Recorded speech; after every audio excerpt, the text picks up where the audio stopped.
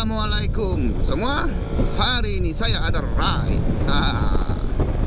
Tidaklah macam biasa, hari ini saya mau pergi JNT Pos Dorilicious ke Tenom kali ini.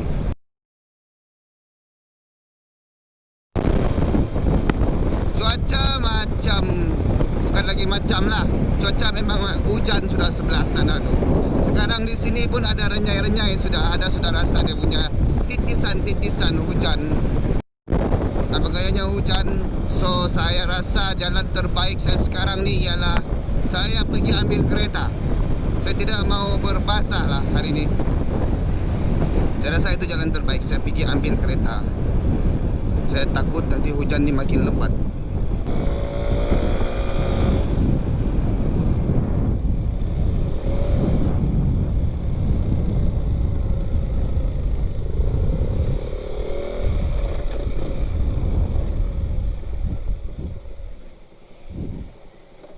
Hujan, ambil kereta lah. Okay guys, saya sudah sampai sini pejabat istimewa. Belum lagi habis antar. Okay lah, nanti kita sambung lagi. So okay guys, kita pakai helmet dalam kereta. Okay kata.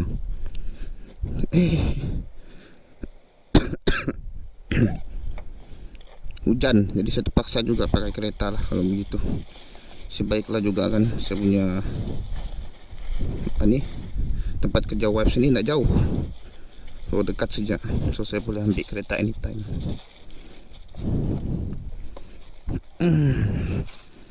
Wah, macam pemandu Formula 1. Bolehkah begini ya, dalam kereta pakai helmet? Boleh kah? Nggak pelik kah?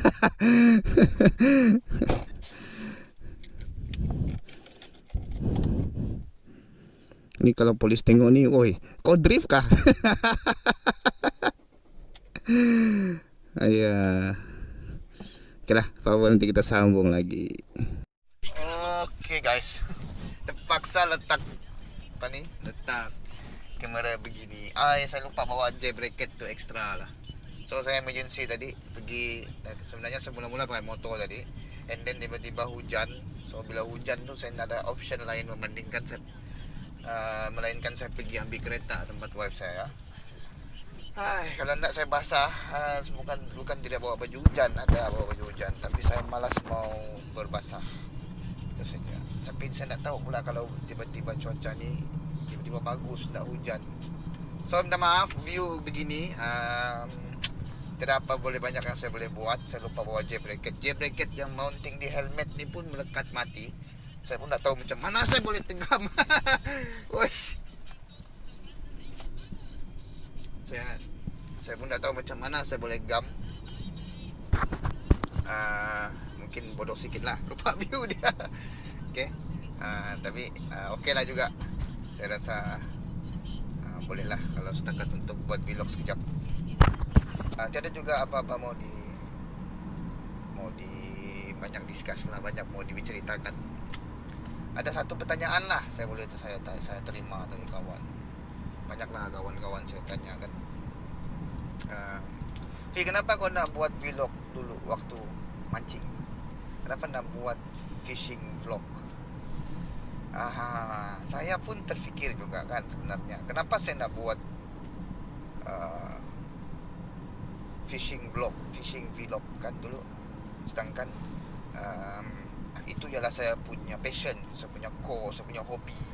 Saya suka pergi laut, saya suka pergi mancing. And then suddenly saya tidak buat video. Tiba-tiba saya buat video ride, banyak vlog untuk motovlog. So inilah view nak cantik sangat. Saya pun tak tahu macam mana sudah mau adjust. Okay lah tu kan begini. Okay. Pertama sekali pasal fishing vlog ni kan. Sekejap, saya takut ada lori tiba-tiba melintas. Okay, pasal fishing vlog ni, miring pula dia. Sekejap lah, kita berhenti dulu tepi. Okay, sambung lagi. Saya adjust lagi helmet tadi. Kenapa tidak buat fishing vlog?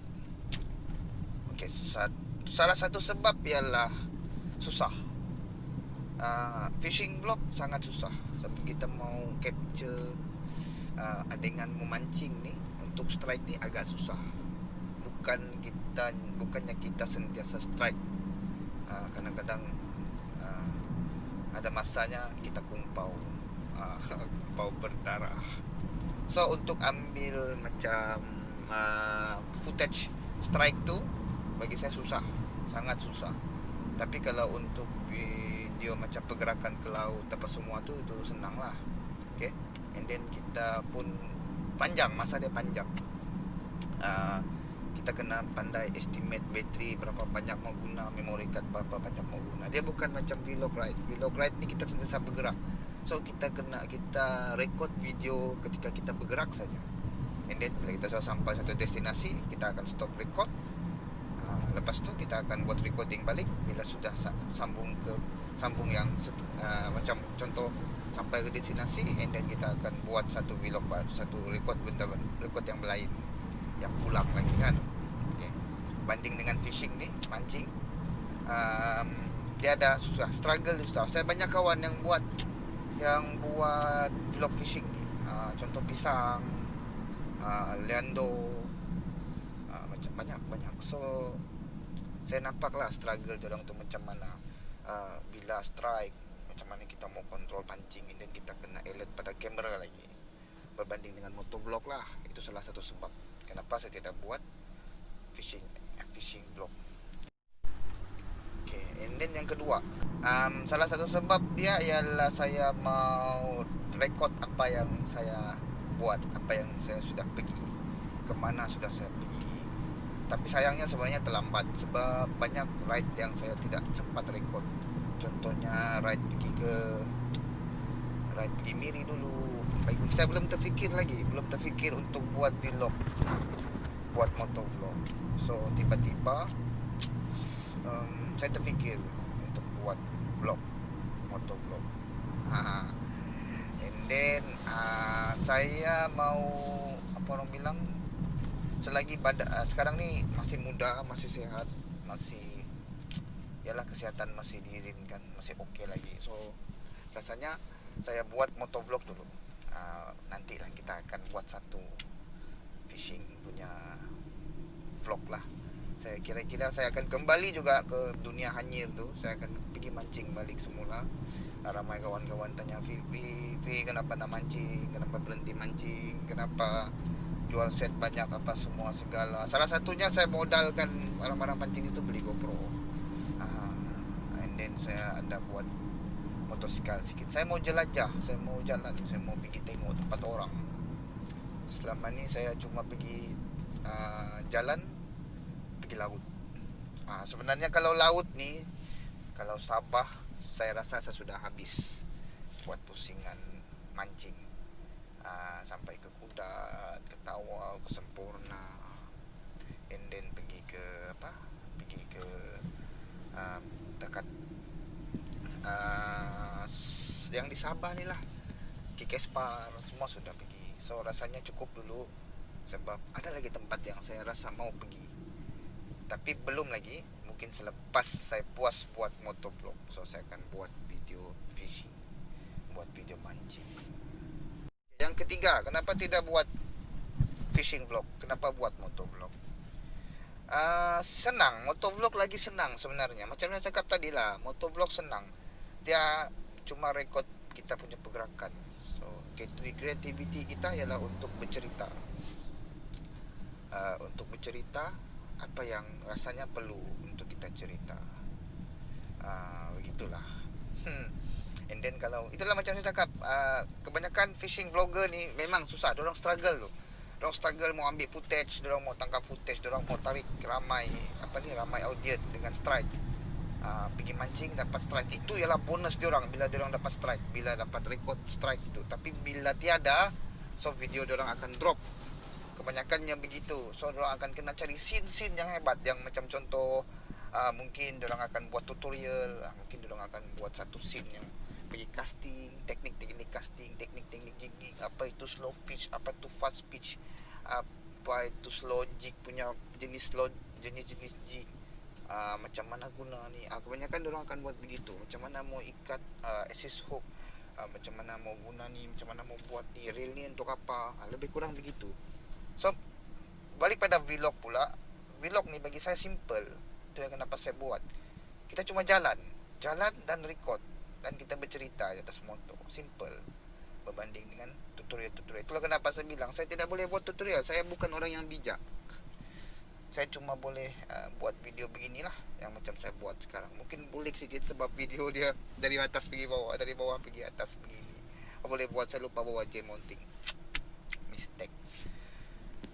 Okey lah. Saya rasa tidak ada juga banyak yang saya mau bezakan dengan motovlog dengan fishing vlog ni. Tapi satu hari nanti saya akan coba buat juga fishing vlog. Harap-harap kawan-kawan saya masih boleh terima saya lah mancing. Sebab yalah lama sudah saya tinggalkan mancing. Sebenarnya sebelum ni saya ada buat beberapa kali trip, mau atur trip pancing, tapi semuanya dah jadi. Sebenarnya saya kecewa juga. Sebab yalah sudah atur trip tap tidak jadi. Ada sedikit kecewa lah sebenarnya. Bila cuaca bagus tiba-tiba tekong penat. Tekong bilang anak boleh. Tekong bilang cakap nak boleh. Oh saya penat saya. Sedangkan cuaca bagus. Bila cuaca tidak bagus ribut dia ada pula tekong tu. Susah lah begitu. So itu saya tidak boleh paksa. And then saya rasa sedikit kecewa. Dan saya berhenti mancing buat seketika. Bukan berhenti selama-lamanya. Okay, saya akan come back. Saya sekarang sebenarnya belajar cara untuk ambil video untuk mengupas sesuatu isu. Tapi saya cuba untuk ringkaskan, untuk simpulkan dan terus kesimpulan. Macam sekarang kan dalam dunia pancing heboh isu di antara tekong dengan pemancing. Okey, tekong pancing, tekong memancing, tekong ambil ikan. Aduh, sebenarnya sebelum ni tidak pernah terdengar pun isu-isu begini. Ada, bukan tiada, ada. Tapi tidak diperbesarkan sebab masalah ni bukan masalah yang besar. Okey. Bagi saya lah, bagi saya pemancing. Boleh kirakan pemancing lah. Macam yang saya cakap lah dalam Facebook, saya ada juga repost post tekong KB Ong Smoke Dong, Nur Azman Atin. Ada repost balik apa yang dia utarakan. Saya share semula. Bagi diri saya sendiri, saya tidak kisah tekong memancing. Sebab ada bagusnya tekong memancing ni, sebab dia tahu arus, dia tahu takat tu di mana. So lebih kurang kepada petunjuk lah kepada kita yang memancing. Rezeki ni nak kisah kau di dalam bot tu di mana, di depan ke, di tengah ke, di belakang ke, rezeki tetap rezeki. Kalau hari itu sudah kau diceritakan yang kau dapat ikan besar, hari itu kau akan dapat ikan besar lah. So bagi saya tiada isu pun tekong memancing. Yang saya rasa isu ialah bila seseorang tu tekong, dia bekerja dengan pemilik kapal. Macam contoh yang di Safma. Yang itu saya ada rasa masalah sikit sebab kadang-kadang tekong yang bekerja ni diorang pun ikut join mancing, and kadang-kadang lebih-lebih. Itu saya rasa mungkin boleh diutarakan, boleh diperbesarkan, boleh diperkuatkan, diperkukuhkan lagi. Kamu punya apa ni, perkukuhkan hujah. Macam mana mau fight perangai spesies-spesies tekong-tekong ni yang bekerja dengan pemilik kapal ni, tapi kerja sambil lewa sampai di takat dia tidak mau pindah. Berhenti pindah pun dalam contoh 3 hari trip. Sepatutnya pindah mungkin lebih daripada 10 kali lah, mungkin lah lebih. Tapi tidak pindah sana-sana saja. So itu kamu boleh utarakan lah. Tapi kebanyakannya yang saya kenal tekong-tekong ni, kalau dia seorang pemilik bot, kalau pemancing tu tidak buat tai dengan dia punya trip, rasanya tekong tu akan okey. So far kebanyakan tekong yang saya ikut semua okey, kecuali tekong yang saya cakap tadi lah, yang bekerja dengan kapal, pemilik kapal. Itu ada problem. Itu ada problem sikit. So saya rasa tidak perlu dibesarkan. Kebanyakannya pemancing-pemancing baru ni, pemancing-pemancing baru. Saya tidak mau sebut nama lah, tapi memang pemancing-pemancing baru yang utarakan semua ini, diorang tidak paham konsep dulu-dulu macam mana pemancing dulu-dulu. Saya setuju tekong memancing, dia sebagai seorang petunjuk ataupun penanda, tidak ada masalah. Biasanya tekong ni kalau bagi ikan tu dia ada masalah juga. Kebanyakan tekong pun bagi ikan, tengoklah berapa banyak dia dapat, dia pun mau juga sikit-sikit untuk anak-anak di rumah makan, isteri di rumah makan. Kan dia bagi kita semua kan. Kena fikir secara logik jugalah. Itulah saya bilang, kadang-kadang kita tak tahu dia memancing tu mungkin untuk mulut di rumah. Memancing tu untuk mulut di rumah, tapi kita ni mancing untuk kasih post di Facebook yang kita ni handal mancing. Kita mau kasih tahu yang kita strike ikan mancing, kita strike, kita jig, kita mau kasih tahu, kita mau upload video, kita mau kasih tahu, okey saya punya teknik jigging ni betul begitu. Tapi bagi tekong ni pula, dia mau dapatkan ikan tu untuk orang rumah makan, untuk mulut di rumah makan gitu. Janganlah kamu cakap saya pun mancing untuk orang rumah makan. Kamu mancing ialah untuk hobi macam saya. Saya mancing ialah untuk hobi. Ada strike ada, tiada strike tiada, begitu. Janganlah kamu cakap, oh saya mau pun mancing untuk ikan di rumah, bayar mahal-mahal apa semua segala. Kalau kamu mau rasa dapat banyak ikan, jadilah nelayan. Jadi nelayan sepenuh masa. So itu memang kamu punya kerja hakiki. Strike banyak ni ataupun sikit ni bagi saya rezeki. Sangat-sangat itu rezeki lah, rezeki bagi saya rezeki. So tiada isu lah apa betul. Kalau bilang tekong ambil ikan, ya ambil lah. Mungkin itulah untuk dia punya anak di rumah. Mungkin ada untuk mungkin untuk dia mau bagi untuk dijual sikit kan, untuk tambah-tambah pendapatan dia. Dia orang ni kok kita kena ingat, macam saya bekerja tetap. So saya ada pendapatan tetap, tapi dia orang ni tekong ni ada kebanyakannya lah sepenuh masa yang tiada pekerjaan tetap tau. Dia orang hanya bergantung harap pada laut. So bila cuaca bagus dia orang pergi laut, bila cuaca tidak bagus dia tidak pergi laut. So kadang-kadang dia orang punya pendapatan daripada mancing ikan lebih banyak daripada jadi tekong bawa orang mancing. Itu kamu kena ingat. Tapi untuk easy money, untuk memudahkan dia orang supaya tidak perlu banyak proses untuk jual ikan apa semua, so dia orang bawa orang mancing. And then dalam masa yang sama mungkin ada sedikit tambahan pendapatan lah. Itu kamu kena ingat. Tidak semua tekong-tekong ni mau bawa kita mancing sebenarnya. Diorang lebih senang lagi mancing sendiri. Dan hasil tu diorang boleh jual.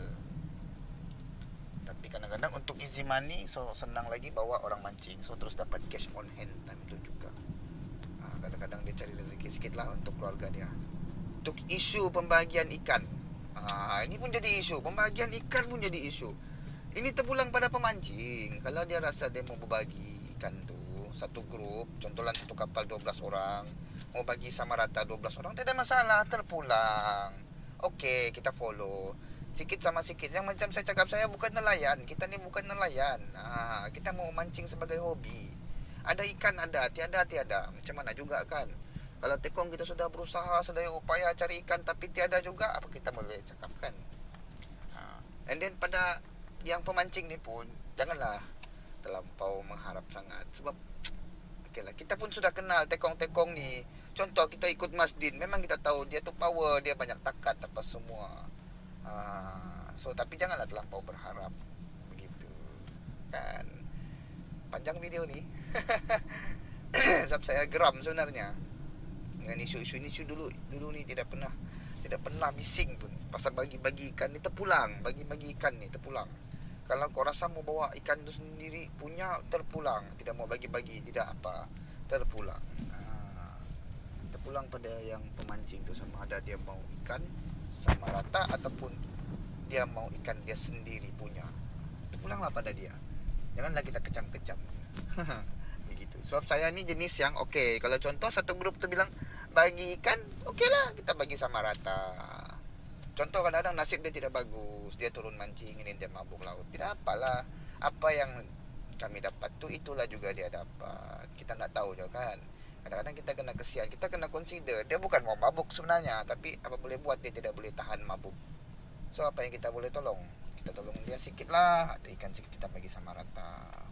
Nampak gayanya ramai tau orang di JNT ini. So saya kena tunggu sekejap lah. So oke lah, selesai video saya sampai di sini saja. Tidak banyak juga isu yang saya kupas, itulah cuma saya rasa ada sedikit geramnya dengan scene pemancing sekarang. Saya harap tiada lagi lah isu-isu begini. Stop lah, berhenti. Benda ni bukan untuk dibincangkan yang orang bilang kecam-mengecam. Kalau mau bincangkan, bincangkan secara ilmiah, berdepan dengan tekong. Begitu. Oke lah, apa-apa pun nanti kita jumpa di vlog seterusnya. Tiba-tiba hari ini saya rasa mau kupas sedikit tentang isu-isu ini. Saya pun sedang belajar juga macam mana buat video yang buat kupasan beginilah. So oke lah, assalamualaikum.